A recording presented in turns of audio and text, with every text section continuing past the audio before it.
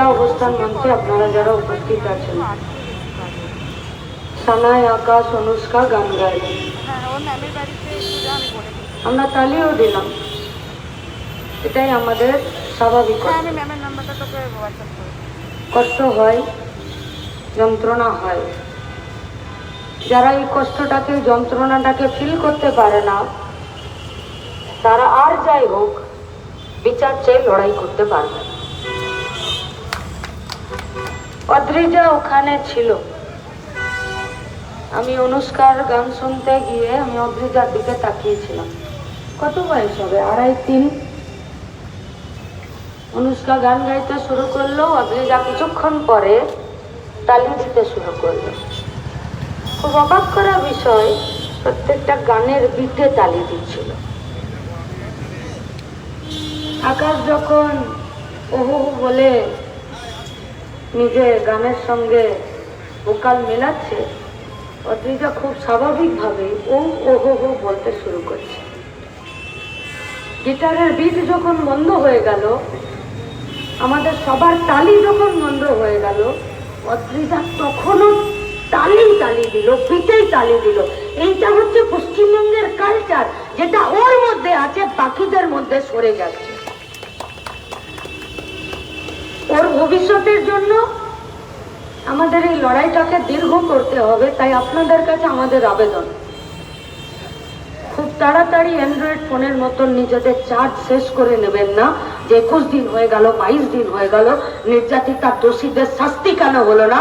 দরকার হলে 5টা বছর লাগতে পারে, একটা যুগ লাগতে পারে, আজই করে নেকড়েগুলোকে ছেড়ে দেওয়ার কোনো জায়গা নেই। সেই দিন অব্দি এই জেদ, এই ঘৃণা আর এই কষ্টটাকে বুকের মধ্যে লালন পালন করুন। এর আগে হাজরামোড়ে অনেক সভা হয়েছে, অনেক। রাজ্যের মুখ্যমন্ত্রীকে পলিটিক্যালি অ্যাটাক করেছি আমরা, বিরোধী দলের রাজনীতিকে পলিটিক্যালি আমরা অ্যাটাক করেছি। আজকে এই অবস্থান মঞ্চে আপনাদের বোধ, বিচার, বুদ্ধি এবং প্রশ্নকে আমরা অ্যাটাক করতে চাইছি। খারাপ লাগতে পারে আপনাদের। আরে মানুষ ভোট দিয়ে জিতিয়েছে, পারবে না কান ধরে টেনে হিড় করে নামিয়ে দেবে, এইটা বড় বিষয় নয়। এইটা বড় বিষয় নয়।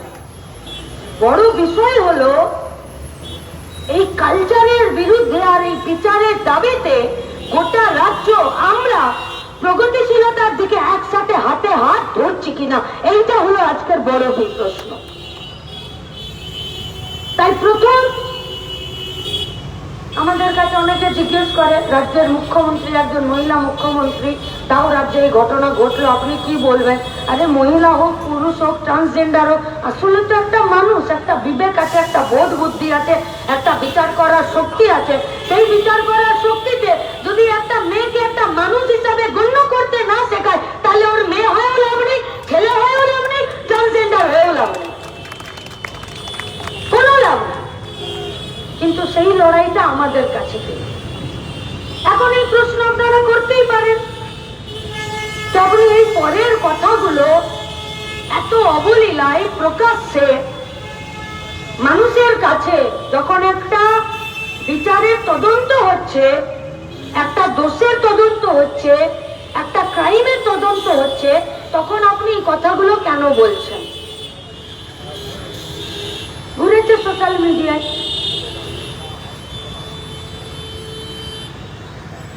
দেখুন, আরজি করের মেয়েটির সাথে কতটা নৃশংসতা হয়েছে তার মাপার তো কোনো স্কেল নেই। আর আজ এই হাজরা মোড়ে, রাস্তায়, পথে ঘাটে, পাবলিক ট্রান্সপোর্টে মানুষ হিসাবে কোনো একটি মেয়ের দিকে তার ইচ্ছার বিরুদ্ধে কেউ তাকিয়েছে, কেউ বিদ্রূপ মন্তব্য করেছে, কেউ অশালীন মন্তব্য করেছে, কেউ তার শরীর ছোঁয়ার চেষ্টা করেছে বা ছুঁয়েছে, সেটা নৃশংসতাকে তো আমি স্কেলে মেপে কম করে দিতে পারি না। তাহলে একজন মানুষ হিসাবে শুধুমাত্র যৌন শারীরিক নির্যাতনটাই নির্যাতন নয়, নির্যাতনটা মানসিক।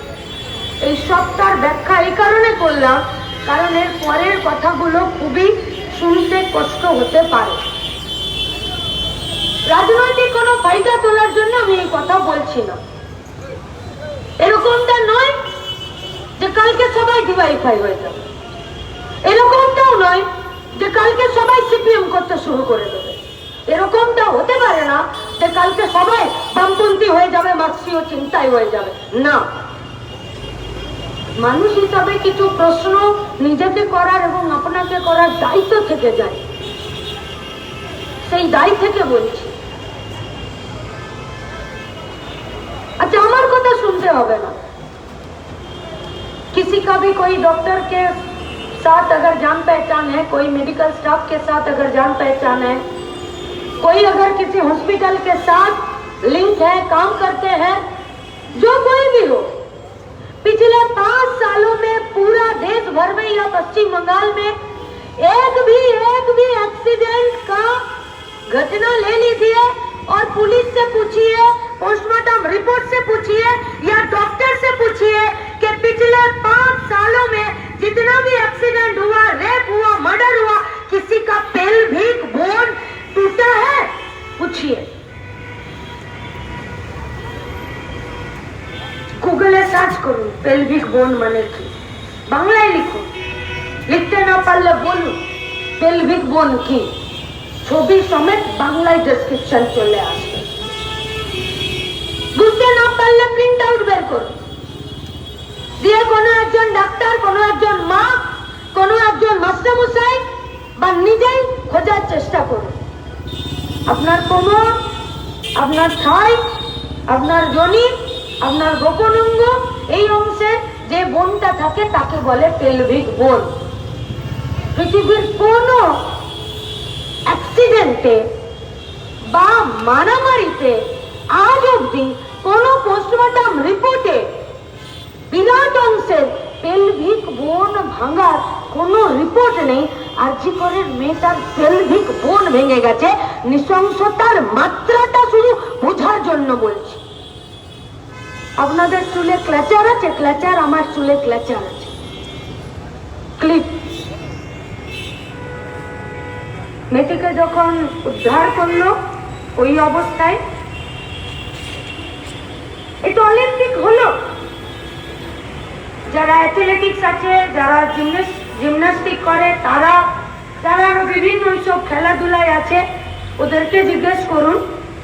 দুটো পা দুদিকে নিয়ে যাবার জন্য তাদেরকে প্রতিদিন 10টা করে অলিম্পিকের প্র্যাকটিস করতে হয়, তবে দিয়ে দুটো পা দুদিকে যায়। ওই আরজিকরের মেয়েটার দুটো পা দুদিকে ছিল। নৃশংসতা বুঝুন, কষ্ট লাগতে পারে, আনইজি ফিল হতে পারে, আপনাদের আমাকে নোংরাও মনে হতে পারে। যে রাজনীতির মঞ্চে একটা রেপের নৃশংসতাকে ব্যাখ্যা করছে, হ্যাঁ করছি, প্রয়োজন আছে। আর এই ক্ল্যাচারের ভাঙা অংশটা মেয়েটির ওই গোপন অঙ্গের জনির কাছে এক টুকরো পাওয়া গেছে। এক টুকরো কোথায় আছে সেটা ডাক্তার বাবুরা পোস্টমর্টম রিপোর্ট সঠিকভাবে বার করলে পাওয়া যাবে। মেয়েটির চোখ দিয়ে রক্ত বেরিয়েছে, এগুলো তো পোস্টমর্টম রিপোর্টে পাওয়া গেল।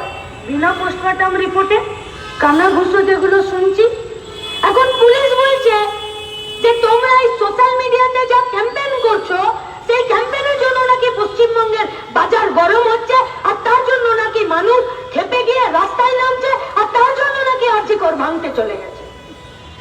আমাদের দায় এই নৃশংসতাকে গোটা পশ্চিমবঙ্গের 80,000 বুথে পৌঁছে দেবার। তাই আজকের হাজরার অবস্থান মঞ্চে যারা আছেন, আমরা আপনাদেরকে বলছি, যে কোনো রাজনৈতিক দলের হন বা না হন, ব্যক্তি হন, গোষ্ঠী হন, ক্লাব হন, নিজের বুথে অন্তত পক্ষে এই নৃশংসতাটাকে নিয়ে যান, নইলে অদ্রিজাকে ভবিষ্যতে বাঁচার মতন একটা স্বাধীন স্বতন্ত্র পরিবেশ না দেওয়ার জন্য আপনিও অপরাধী থাকবেন। আপনার সাজাটা কে দেবে? আপনাকে কে দেবে?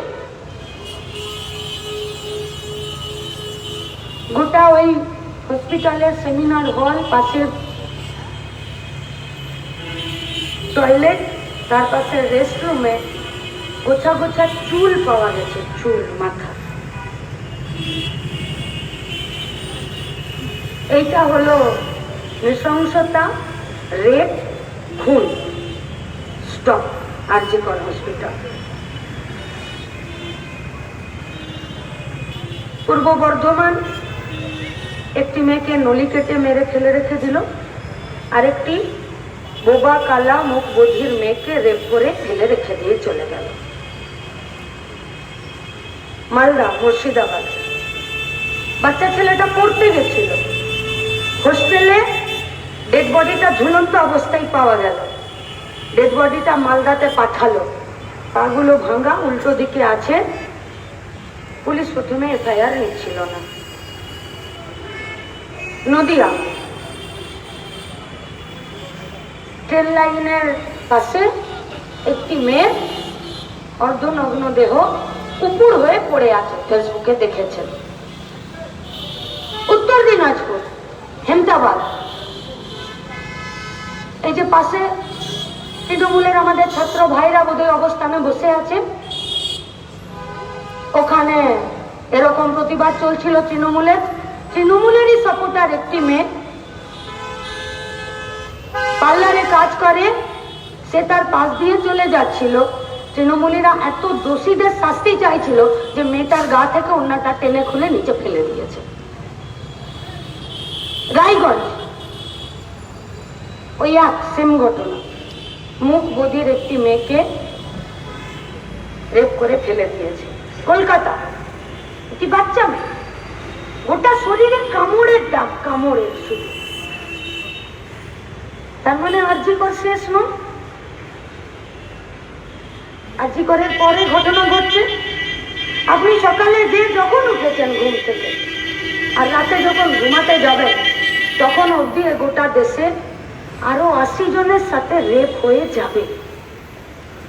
আপনি চান বা না চান, কাল 31শে আগস্ট সকালে ঘুম থেকে উঠে রাতে যখন ফিরে ঘুমাতে যাবেন আরো 80 জনের সাথে রেপ হয়ে যাবে। গোটা समाज व्यवस्थाएं इतना अपराधी जन्म कैसे लेता है? जब जिन लोगों को डराना चाहिए था कि देखो हम पुलिस है, हम सरकार है, हम कानून है, हम विचार व्यवस्था है, हमारे रहते तुम अपराध करके खुला घूम नहीं सकते। जब तक ये डर पैदा नहीं किया जा सकता क्रिमिनल के दिल पर, तब तक ये कोई भी घिनौना काम बंद नहीं हो सकता। আমরা কি দোষ করেছি যে পুলিশকে বলছি তুমি তোমার কাজ করো? কি দোষ করেছি? আচ্ছা, আমরা কি অন্যায় দাবি করছি যে পুলিশ মন্ত্রীকে পদত্যাগ করে দিতে হবে? यही तो ठीक जो लड़कियों का रेप का दाम ठीक कर रही थी। अरे यही तो है যে মধ্যম গ্রামের মেয়েটার যাতে দুবার রেপ করে দেওয়ার পর ওকে পুড়িয়ে তাকে যাতে শ্মশানে তাড়াতাড়ি পোড়ানো হয়ে যায় তার ব্যবস্থার জন্য পুলিশ নামিয়ে দিয়েছিল।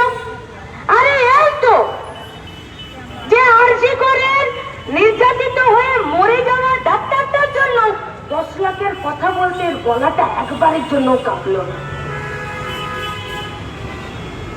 আরে এই তো যে পরশুদিন ছাত্রদের সমাবেশের মঞ্চ থেকে বলে দিলেন যে কামড়াতে মানা করেছি, ফোঁস করতে তো মানা করিনি। আরে এরাই তো প্রথম এনকাউন্টারের কথা বলল, আর এরাই তো লালবাজারের লকআপ থেকে দোষীদেরকে সবার প্রথম চাবি খুলে বের করে দিয়েছিল এরাই। চরম অগণতান্ত্রিক, চরম অমানবিক এবং দায়িত্ব জ্ঞানহীন কাজ করছে একটার পর একটা। আপনি কাল আমাদেরকে মঞ্চ না দিন, আপনি কাল আমাদেরকে মাইক না দিন, আপনি কাল আমাদের অবস্থান মঞ্চে আমাদের বক্তৃতা শুনতে না আসুন। কাল আপনি আমাদের এই রাজনীতির মঞ্চকে, আমাদের অর্গানাইজেশনকে, আমাদের পার্টি সংগঠনকে ব্যান করে দিন। আপনি আপনি এই প্রশ্নগুলো থেকে মুক্তি পেয়ে যাবেন তো? আপনি আপনার নাগরিক হিসাবে এবং এই সমাজের একজন মানুষ হিসাবে এই সব প্রশ্নের দায় আপনার কান থেকে ঝেড়ে দিতে পারবেন তো? আপনি আপনার মাথাকে শান্ত রেখে অদ্রিজাকে চোখের সামনে বড় হতে দেখতে পারবেন তো? কি বলছে?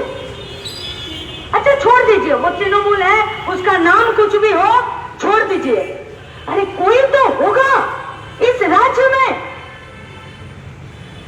जो एक लाइन भी उसको कुछ अच्छा बोलकर अच्छा सिखाना चाहेगी। ये क्या बोलती है? ये बोलती है कि लड़कियों को नाइट ड्यूटी देना बंद कर दो। ये बोलছে যে তুমি যেখানে কাজ করবে সেখানে যারা ঢুকবে তাদের আইডেন্টিটি চেক হবে, আর তারা কিছু খেয়ে ঢুকছে কিনা তার জন্য মুখের তাদের সোয়াব টেস্ট হবে আর তাদের গন্ধের টেস্ট হবে। তার মানে আপনি বুঝে গেছেন যে গোটা রাজ্যে এখন বেশিরভাগ লোকজন যারা আছে তারা মদ খেয়ে ঘুরে বেড়াচ্ছে। তার মানে আপনি ঠিক করে দিচ্ছেন যিনি আমার সভাপতি, যিনি আজকে রাতে অবস্থান করছেন দীপুদি, তার প্রতি অবিশ্বাস আর সন্দেহের দৃষ্টিতে থাকুক, কারণ আমরা মনে করি এটাই আমাদের পেশাদারি বিপ্লবের জায়গা এবং আমরা বিপ্লবের পেশাদারিত্বই গ্রহণ করেছি, তাই আমরা নির্দিষ্ট অর্গানাইজেশন হলটাইমার হয়েছি। তাহলে আপনি আমার কলিগদেরকে হসপিটালে যে কোনো সার্ভিস সেক্টরে, সেটা সংগঠিত হোক সেটা অসংগঠিত হোক, আপনি পুরুষ কলিগদেরকে আমার ভিলেনে পরিণত করে দিচ্ছেন। আচ্ছা ওকে কেউ প্রশ্ন করার নেই? কেউ?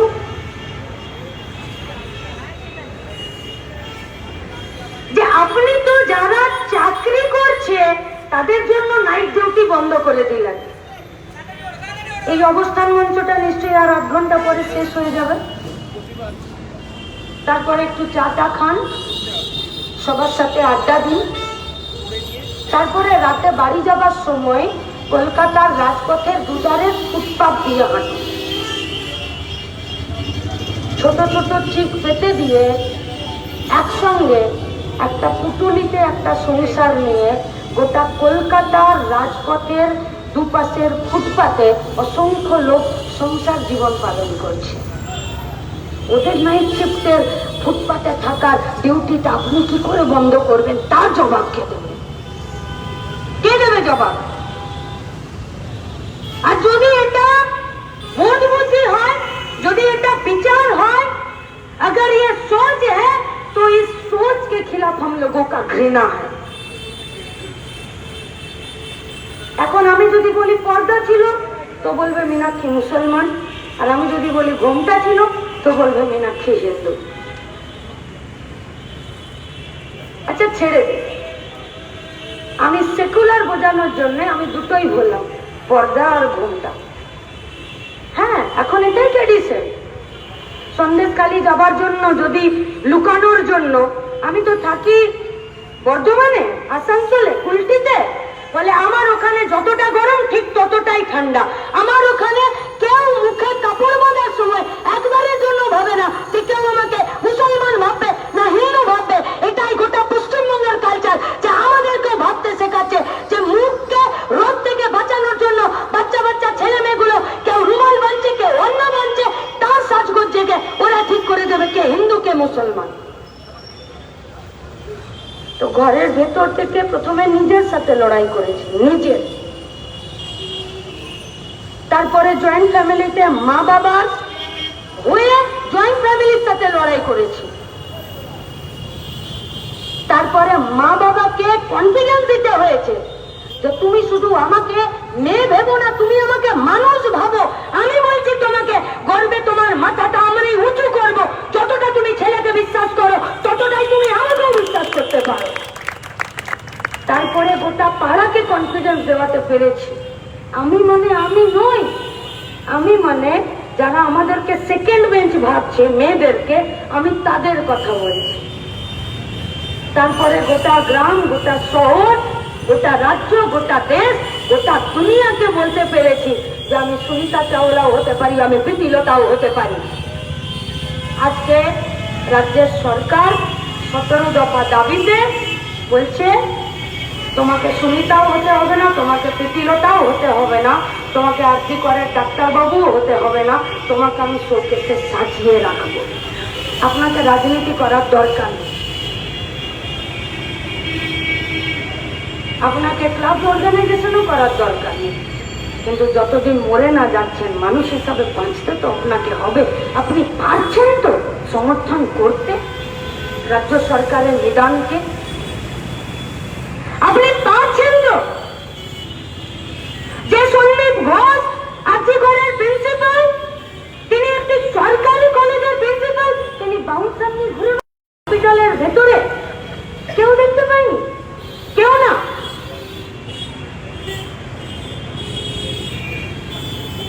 অনুষ্কা গান গাইছিল যে আমার শুধু মোমবাতি হাতে মিছিলে থাকার দায়। না, আমাদের দায় শুধু তাই নয়, আমাদের দায় প্রতিনিয়ত প্রতি মুহূর্তে এই অপশাসনের বিরুদ্ধে, এই অপসংস্কৃতির বিরুদ্ধে মাথা তুলে দাঁড়িয়ে প্রশ্ন করা। আমাদের প্রশ্ন করার দায় নেই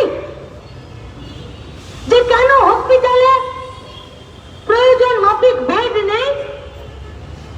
আমাদের প্রশ্ন করার দায় নেই যে কেন হসপিটালে নার্সিং স্টাফ থেকে শুরু করে মেডিকেল স্টাফ নেই। আমাদের দায় নেই যে হসপিটালে এমআরআই থেকে শুরু করে পেট সিটি স্ক্যান করা, ডিজিটালি এক্সরে করা, ইউএসজি করা, কেন সরকারি দেখরেখে সরকারি ভাবে ব্যবস্থা নেই? কেন আজকে আউটসোর্সিং করে সেখানে মেশিন বসিয়ে আর 12 ঘন্টার খাটানো প্যারামেডিক্যাল স্টাফদেরকে বসিয়ে রেখে তাদের শোষণ করছে? আমাদের দায় নেই হসপিটালের ভেতরে সুইপার থেকে শুরু করে যেখানে লাইনগুলো, কারেন্টের তারগুলো খারাপ হয়ে যাবে, সেখানে কোন সরকারি সংগঠিত ক্ষেত্রে কেউ এসে সেই কাজ করবে না, সেগুলো আউটসোর্সিং হবে। আর তাদের উপরে 12 ঘন্টা ডিউটি, হায়ার অ্যান্ড ফায়ার নীতি, এজেন্সির মাধ্যমে রিক্রুটমেন্ট, 1 বছরে যদি তাদেরকে আবার ফিরে কাজকে, যদি তাদেরকে আবার ফিরে তাদের সঙ্গে যদি চুক্তি করতে হয়, সেইটা যে তাকে নিয়োগ করবে তার মনোমতের উপর নির্ভর করবে। আমাদের দায় নেই যখন অপুষ্টির এত সমস্যা, যখন স্বাস্থ্যের এত বড় সমস্যা, তখন কেন বাজেটে স্বাস্থ্যের টাকা বরাদ্দ হবে না? সায়রা শাহ হালিমকে নিয়ে কালীঘাটের পাড়াতে প্রচার করতে গেছিলাম। পুলিশের কি তৎপরতা! আর সিসি ক্যামেরা মনে হচ্ছে টুনি বাল, গোটা পাড়া লাগানো আছে, কিন্তু আরজি করের সিসি ক্যামেরা গুলো খারাপ হয়ে গেছে। করবেন না প্রশ্ন নিজেকে, কার সেফটির দরকার? কার? আমি 2 টাকার টিকিট কেটে পিজিতে দেখাতে গেলে বাইরে তুলে যে মেডিকেলের স্টাফ বসে থাকে, সে বলে লাইনে দাঁড়াও, কে ঢুকতে বলেছে, ডাক্তারবাবু ডাকলে আসবে, 3 মাস পরে ডেট দিয়েছে, 3 মাস পরে এসো। আমি বলছি ডাক্তারবাবু আমি ওষুধ বুঝতে পারিনি, বলছে তোমার সময় হয়ে গেছে, তুমি চলে যাও, এবার 3 মাস পর আসবে। আর সঞ্জয়ের আরজি কর হসপিটালটা ছিল বাবার জমিদারি, রাত 3টেতেও রেস্ট্রিক্টেড এরিয়াতে ইনফেকশাস ডিপার্টমেন্ট, করোনার পরে চেস্ট ডিপার্টমেন্টে, সেখানে মদ্যপ অবস্থায় কানে হেডফোন লাগিয়ে গান শুনতে শুনতে আরজি করে চেস্ট ডিপার্টমেন্টে ঘোরার জন্য বাবার জমিদারি হিসাবে কে তাকে সিগনেচার করে দিয়েছিল আর অথরিটি দিয়েছিল? করবেন না প্রশ্ন? সঞ্জয় একা দালাল নাকি? হসপিটালগুলোতে দালাল নেই? ব্লাডে সিডিপিওর নাম শুনেছেন? সিডিপিও শুনেননি? গ্রামে সিডিপিও থাকে, যার কাছে অঙ্গনবাড়ি, 2টো বুথ পিছু একটা উপস্বাস্থ্য কেন্দ্র, একটা স্বাস্থ্য কেন্দ্র, একটা রুরাল হেলথ সেন্টার, এই সব কিছু নিয়ে সিডিপিও একবার করে গ্রামে আসবে বা তার নির্দিষ্ট অফিসে বসবে। আমার কোনো সমস্যা থাকলে আমি সিডিপিওকে জানাতে যেতে পারবো। সিডিপিওর দেখা পাওয়া যায় না গায়ে। কেন্দ্র সরকারের বাজেট বরাদ্দ হয়, রাজ্য সরকারের বাজেট বরাদ্দ হয়,